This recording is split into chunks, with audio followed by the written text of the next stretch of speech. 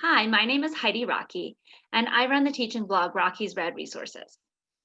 I have been teaching for 15 years, and I've been really lucky to have a pretty diverse career. I've taught in Georgia, I've taught in New Mexico, I taught in Morocco for 3 years, I homeschooled, I've taught in the computer lab. And so, doing all of this, I feel like I should know what teaching looks like in lots of different places, but I still feel like I'm really missing what teaching looks like in lots of places.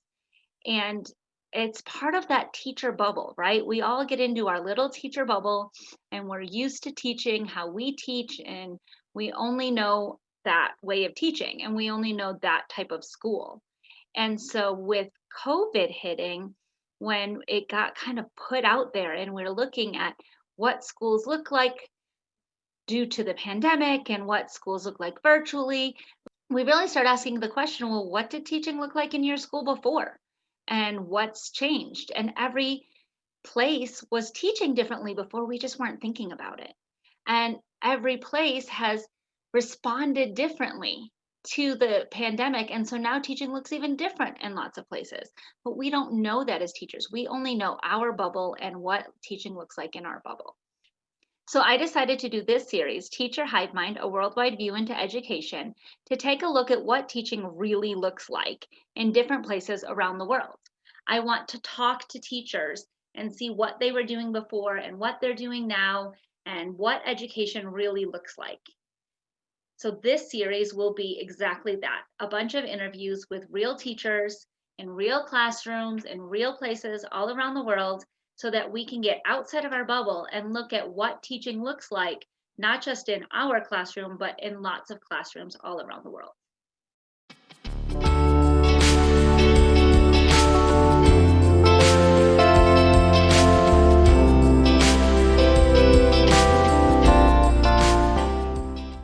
Today I'm talking to Angela, who is a teacher and administrator in Morocco. She and I worked together at the very first international school that I worked at, and she was the very first person to volunteer to give her perspective when I started talking about this project. She has amazing things to say about what is going on in education today, and I can't wait to share her interview and her thoughts with you. So let's jump right into the interview. Can you kind of explain what your school is and like the grades you're teaching and what your role is this year, and then maybe even tell us a little bit about Morocco and how Morocco responded, because in the US it's been a very different response than I think what you're seeing. Well, when COVID started on March 11th, my former school was invited to the Ministry of Education in Morocco. I teach in Casablanca, and he called us in for an urgent meeting before he went in to meet with the other ministers and close down the schools.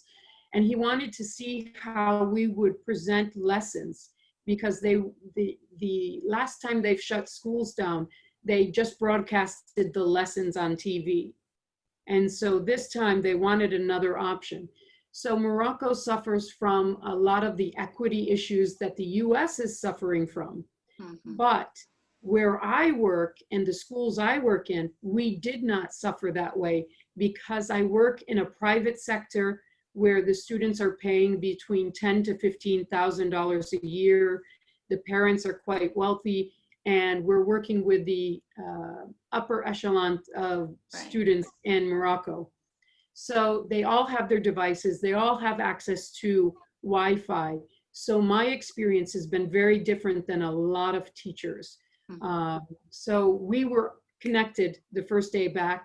We've been teaching live lessons right from the start. We never changed the school hours for the school day. So we would start at 8:30. We would actually have an assembly meeting with all of the high schoolers in one meeting. So 65 students plus the teachers. And so we always did our morning meeting to let the students know what's going on, if there were any changes that needed to happen. And it was a great way to stay connected with them and to keep them updated. We also did things like watch videos from the United States regarding graduation and things like that. So we would get up in the middle of the night and do Obama's graduation celebration. But so that was how we started. Going to my new school, I had to learn a new system. I'm responsible for the 2-year-olds through the, I would say in the United States, 7th grade, but we call it stage 8 because it's a British program. Right. And so I'm responsible for 166 students, and it's growing each day. Wow. But it's been good. The students have really responded well. It is I would say in the pricing of Morocco, they're the tier 1 schools, like, you know, the Yeah. American schools and the British schools that are about 10,000 to 15, and sometimes up to $20,000 a year. This school is about 50,000 dirhams, which is about $5,000 a year. So I find that the students are much more behaved, and they have a level of seriousness because they're coming from that Moroccan French system, and they're so excited to use our practices and our methods, because in the French Moroccan system, they are mandated to use PowerPoint.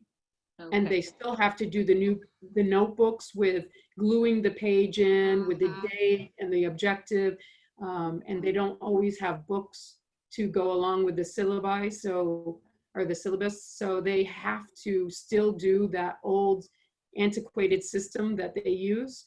But for our section, they're watching how we are teaching, and we do things so differently that they're just keeping an eye on what we're doing. And I think they're going to start making changes throughout the entire school.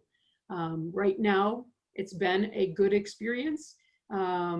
We write our short-term lesson plan. We send it to the parent through Cool Schools. They know exactly what lessons we will be teaching. They know what they can revise with their children, because they're so into that. I must know what they're learning because they're going to take an exam. Right. That we have to provide them with that structure, or they will say, what am I paying for? I don't understand, because our system is very different. The British and the American system is so different from the French Moroccan. Yeah. That we still have to accommodate those parents that don't quite understand it yet. I tell you, one of the things that I learned the most is that we don't need a brick and mortar school anymore. Yasmina, when I took my new job at the French school that is now converting to an English, they don't have her grade level. So she's now doing homeschooling at home through Edmentum. Oh, wow. And Edmentum is a fabulous program, and all of my students that I've worked with in the last 3 years have gotten into their first choice college, and they've all graduated from Ed Options Academy. Wow. And so we didn't have the accreditation. We used their accreditation, and we used their distance courses to teach at my former school. And so I learned a lot about distance learning in the last 3 years. And I was going to stay home this year after I resigned, but I decided, you know, he convinced me to return back to work with the new offer. And I said, Yasmina, you're just going online to do schooling. And she said, no problem. Awesome that you guys have found that balance. I think that's the piece that people aren't thinking about a lot with educators, is that so many of us are parents as well. And so we're seeing this from both sides of the spectrum, you know. Both sides. I wasn't allowed to be a parent during the pandemic. My husband had to take that role.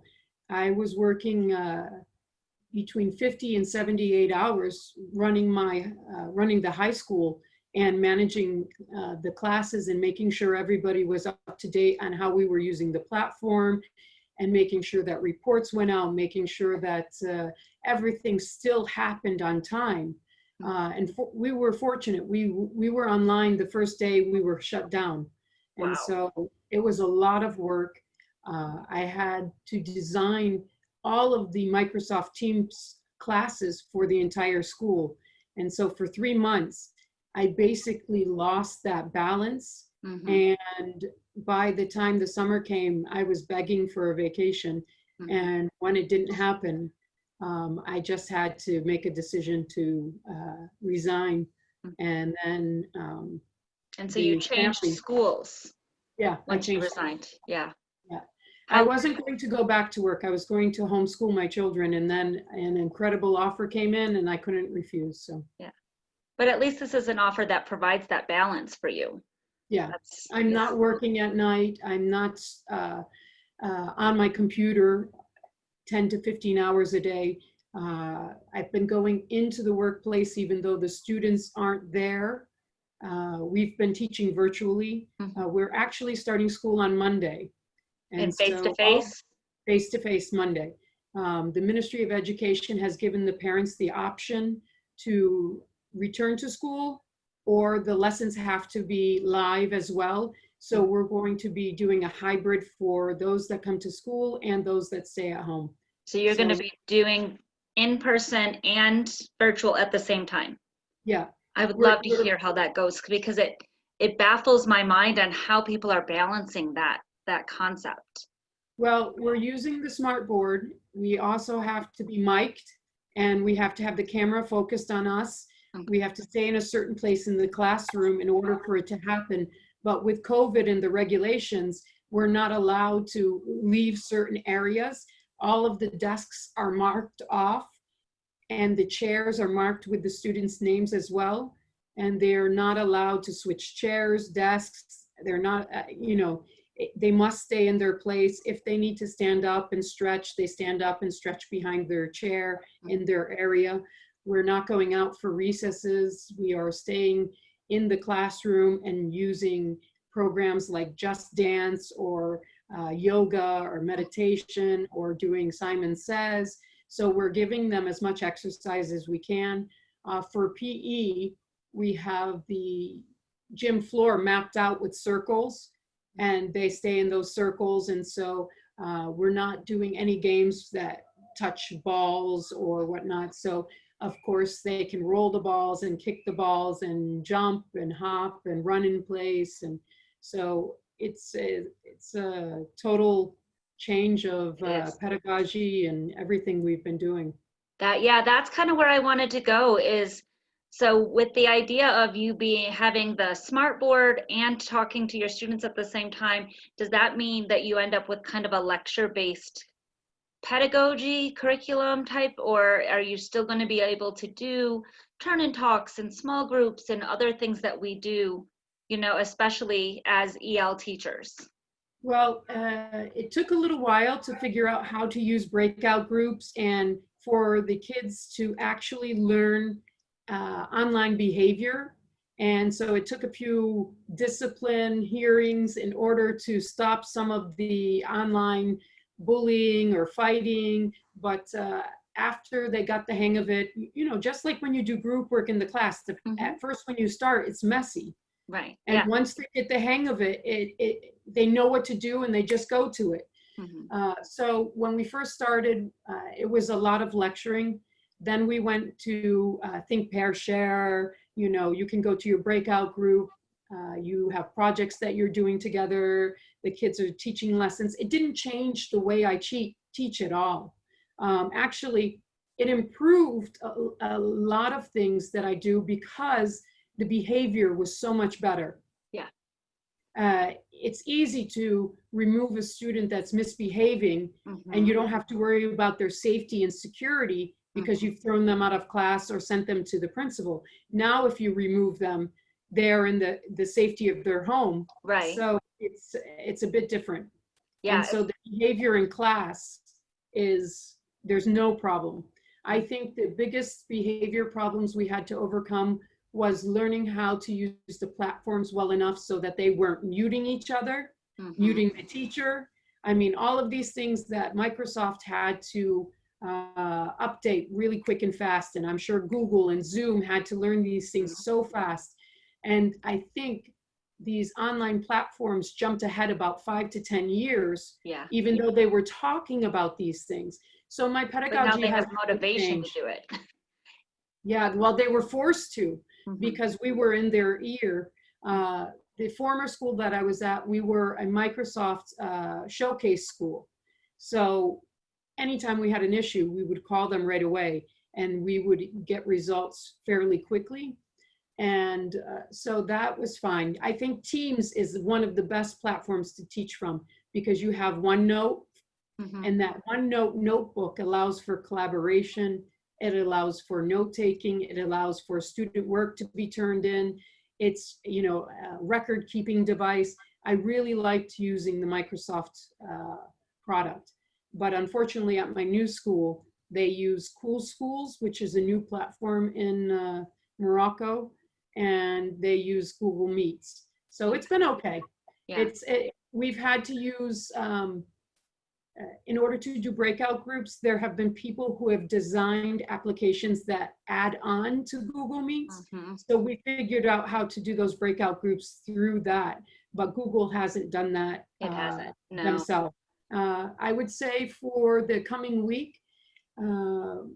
we can still do that, but we would have to do it with the students that are in class and they can't move from their desks. So they would have to do it with the person in front of them or behind them. Mhm. And the online, they would have to use the breakout group. So it's going to be tricky managing it.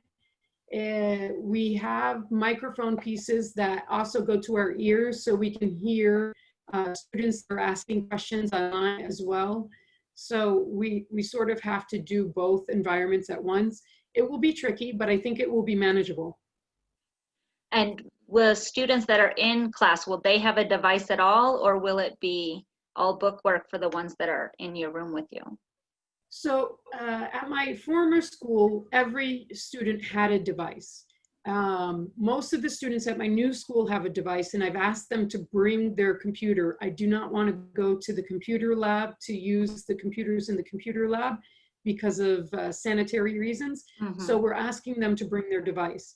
If they don't bring a device, they still have their books because our books are online, and also we have physical books for grading purposes and whatnot. So we will accommodate them. I don't think there will be many students that actually stay home. The kids have been so traumatized by staying home and not being able to go anywhere that they're going out of their minds, just like the parents are, and they're itching to get back to school. So I can see them bugging their parents to return. Totally. I've been at the school for a month. I came in 2 weeks before they opened for the school year, and it's been a hustle to get everything together. And so yesterday they sprayed the entire school down. They had their suits on and they went through and sanitized the entire school. And we're ready as we can be. We have the paths marked. We have the dots and the circles for standing in line. We know how they're going to walk to the canteen. We know how they're coming back. We're not serving food to them. We are not allowing for free recess or breaks. They have, and the kids don't mind. No. They're ready just to be They're back ready in to come school. back. And face to face. Is there going to be any class size limits, or is it going to be a full class? Okay, so in the Moroccan French side, the classes can go up to about 40 kids. Mhm. So what they're doing is they're cutting the day in half, and they're saying A group comes from 8:30 to 12 this week, and B group is coming from 1 to 4 o'clock. Mhm. And they're just going to switch it from week to week. And they are providing transport for students back and forth to school, but they've cut the number of students on the buses by 50%. Okay. So they've cut the classes by 50% and they've cut the busing. Our section, because we don't have large classes, Mhm. and usually in British and American private schools in Morocco, we try to stay 20 and under because the parents really, they want smaller classes and they expect it. Right. It's part of what they're paying for. Right, exactly. So we do have some classes that are at 20, but we put them in the larger rooms, and we still have the 2 meters between each desk. And we have, as they walk in, we have to take their temperature and we have to mark it down, and then we have to send the paper immediately to the nurse. Mhm. If a student, before they get in the classroom, has a temperature higher than 98.6, they have to go to our quarantine area, and then they have to do a checkup, and they cannot return without a doctor's note stating that they have taken a COVID test and that they are okay to return. So we're not required to take a test to come back to school, but if you get a fever or you have a headache, you immediately have to go to the quarantine area, and we have to handle it very carefully.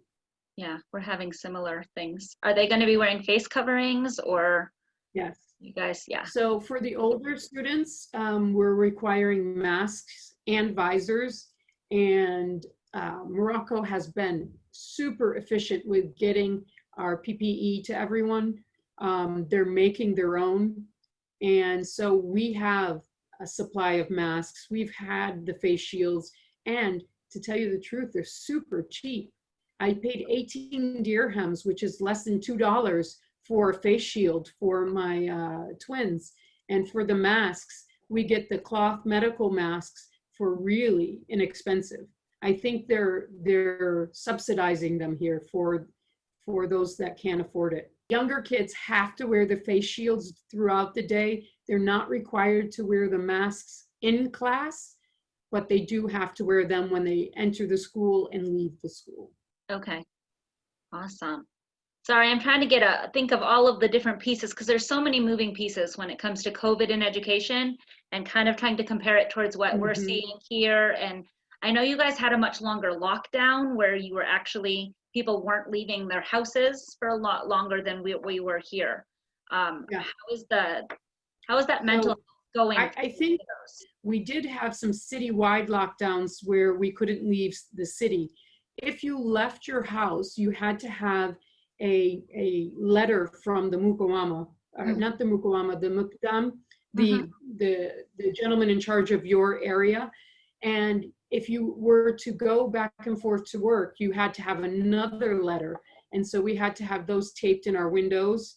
And if you hit a police barrage or just a checkpoint, you had to show those papers. You were allowed to leave to go to the pharmacy and to the grocery store, but the numbers were restricted as to how many people could go in. I will say that I think there was a lot of built-up aggression, anger, sadness, a lot of depression that was happening. We have never seen suicidal events in Morocco. It's something that is quite unheard of. Yeah. But we were seeing lots of people that were in distress. But the country was handling it quite well. I think most of the people were happy with what happened at first with the lockdown, but then they started getting fed up with it. Yeah, it's hard on your mental health after a while. They could not hold it back any longer, so they had to let people go back to work. And the cases started going from 30 a day to about 2,000 a day. Oh, wow. And so we're still up to between 1,200 to 2,000 a day. But the problem is we only have about 200 beds with respirators in the entire country.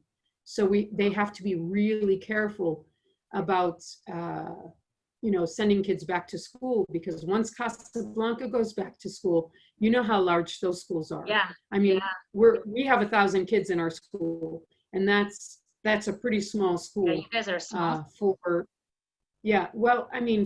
a French Moroccan school. I mean, they have 30 to 40 kids in a class, and they can have several sections. And that school's over 100 years, well, it's about 100 years old. So it's well established. But the public schools have a lot more students than that going to them. And there's been I would say an exodus from the private schools back to the public schools because of people losing their jobs, because of not being able to import and export. So a lot of businesses have been suffering.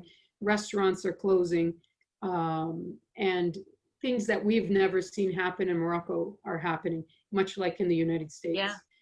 But I think psychologically, no one knows how this has impacted people. As I think you guys have seen it more than we have because of the riots and the things that have been happening. But I think a lot more anger was shown in the United States than here in Morocco. I think it's a little bit more subtle, but I think people don't know how to deal with it. They're not expressing themselves. The kids are returning to school saying they are depressed and that they just feel, yeah. So I think it's going to take a long time to recover from this. Yeah, it's just such a huge process, I think, for all of our brains to understand at the end of the day. And then little brains that aren't fully formed yet and, you know, don't really understand the whys. And, you know, I live in an apartment complex that has over 500 families. So my children, I did not let them down into the courtyard. So they've been in an apartment since the beginning of lockdown. They haven't had many opportunities to leave the house. And for 6-year-olds, that's really hard. It is. So we try to get them out in the fresh air as much as we can. But I know that when they return to school, they are going to they're going to love it, first off. But I think also they're going to show some different behaviors than if they had been going to school all along. I'm afraid sort of the response they will have in classes, because they've been more aggressive than they have been previously, because they don't have that outlet. Yeah, it's just pent up energy and emotions and all of that stuff. They run through the house in circles. They jump on the beds. They scream. They just, I think there's more sibling fights. Yeah. So will all of the schools go back on Monday in that hybrid type of model, or is it just your school? No, that's what our school has decided. I think that most schools, they have to provide the hybrid model because the Ministry of Education has given the parents the choice based on whether they feel comfortable enough to send their children back to school. And so I think that schools have to find a way to support their students, even if they're at home. And if they don't, the schools can find themselves in trouble. So we are the last to go back to school. Rabat has been back to school for almost, I think, 3 or 4 weeks. They went back quicker than us. Bouskoura, Darboisa has been back to school. We are the last to go back to school, I think. And it's because the cases were higher there, or? Yeah, well, because, I mean, we're a city of 5 to 7 million, depending on how many people drive into the city to work each day. And so it's just a higher chance of the epidemic spreading or the pandemic spreading throughout the city. And we don't have the hospitals to support it. We don't have the infrastructure. Right. And those lower income schools, I know you have a much higher echelon, but those lower income schools, do you know, are they like sending home paper, or are they doing virtual through technology? Well, the Minister of Education has declared that using Microsoft Teams in places that they can use it. But of course, you have children in the high Atlas Mountains. You have children that are near desert. They're not located near a place that provides internet. So the easiest and fastest way to educate a lot of them is through a TV channel. And so they have to provide all of the lessons on these TV channels so that the kids can still take the exams. Because in Morocco, they must pass exams to graduate from high school and from middle school. And there are certain years that must take these exams, and they have to be prepared. And so the TV is probably the easiest way to do it, because most people in Morocco have electricity and have a satellite dish or some kind of television.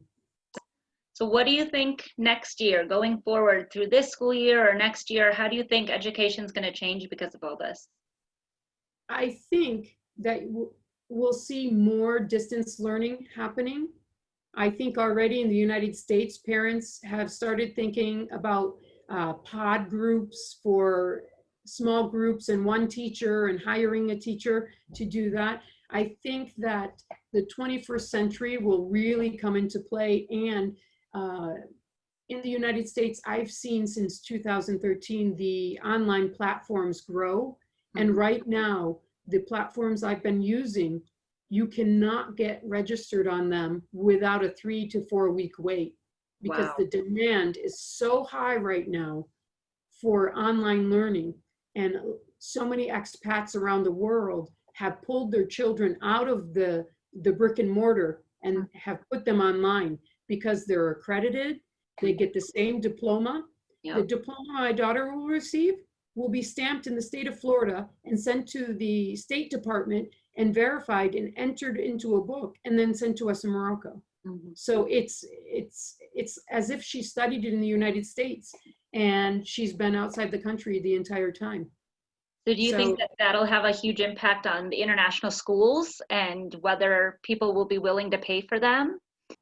the parents want the guidance. So even though there are teachers on the other end, they still want someone monitoring and teaching the classes live. So face-to-face education won't stop.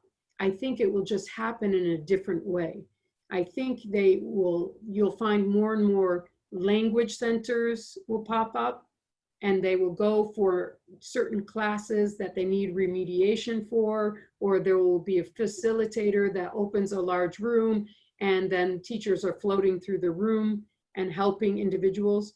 When I went to an education conference in Norway 2 years ago, I saw classrooms with 80 students in them, 3 classrooms and 3 teachers, and all of the kids working in groups using their online teaching that the teachers have set up. So when the teachers are in the classroom, they're not teaching, they're facilitating the instruction that they've already put online.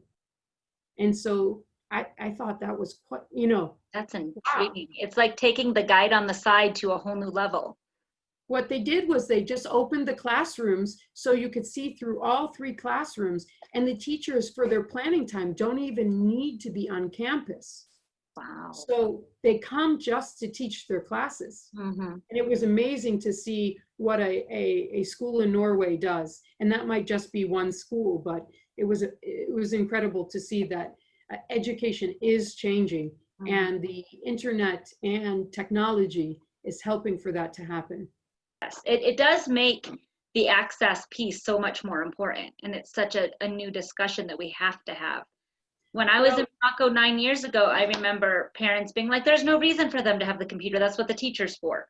And now it's a whole new ballgame. So yeah. So I think brick and mortar won't be as important anymore.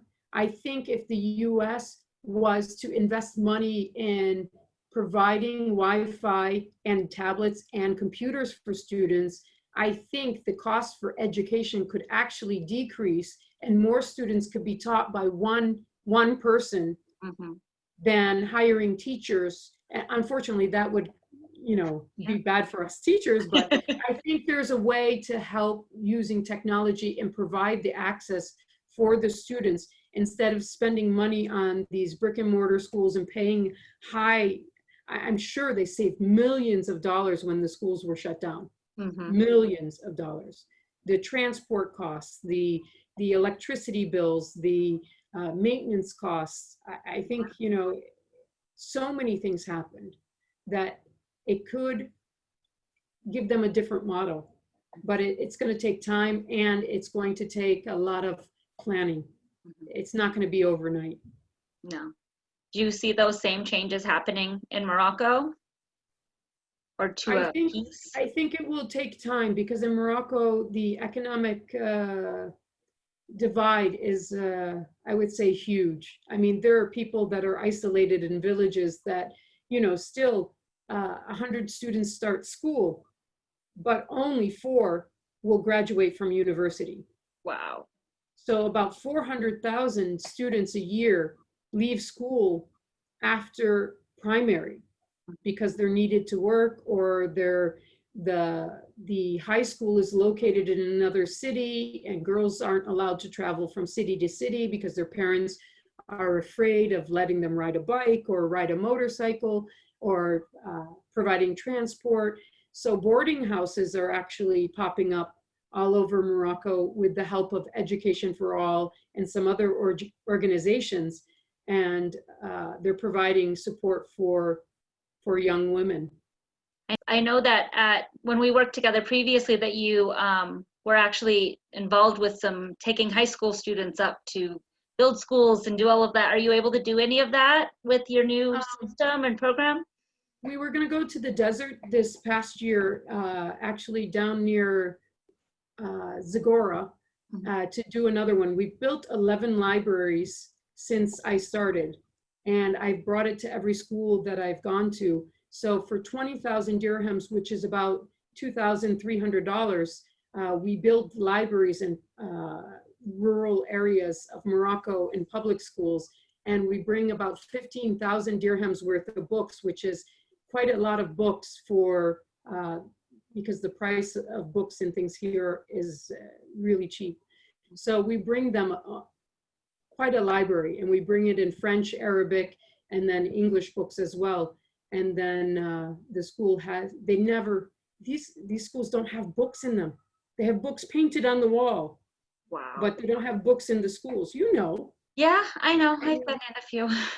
And so building the libraries, they really love it. And we've done it every year. And one year we actually built 3 libraries in one area, 2 at 2 of the boarding houses and 1 at a elementary school.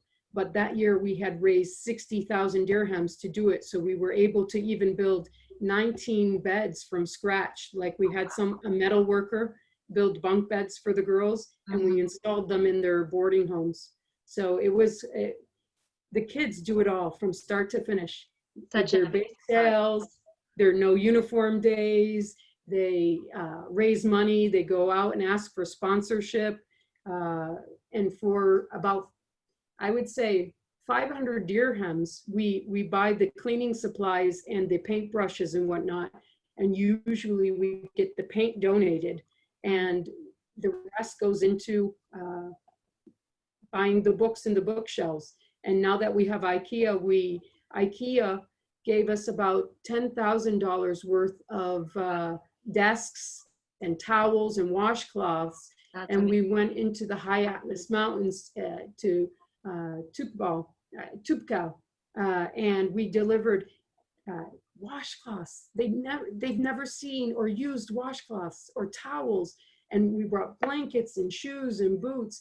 The first year we did it, we brought them toothbrushes, and then you know what happened?